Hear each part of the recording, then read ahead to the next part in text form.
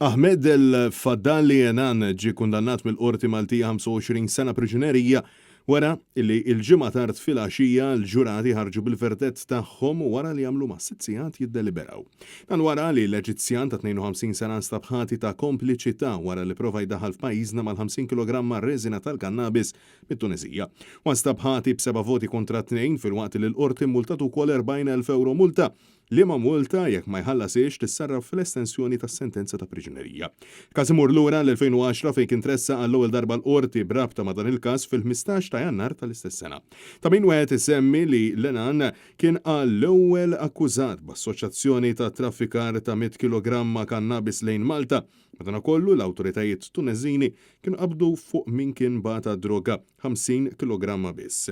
Dan kif dwar dan il-każ il-Malti tanu Farrugia mibgħut minn Enan sabiex jiġbor il-100 kg droga kien inqabad fit-Tuneżija u kien 21 sena ħabs. Madankollu ma kien inħeles 3 snin biss wara minħabba amnestija mill-Gvern temporanju Tuneżin ta' dak iż-żmien.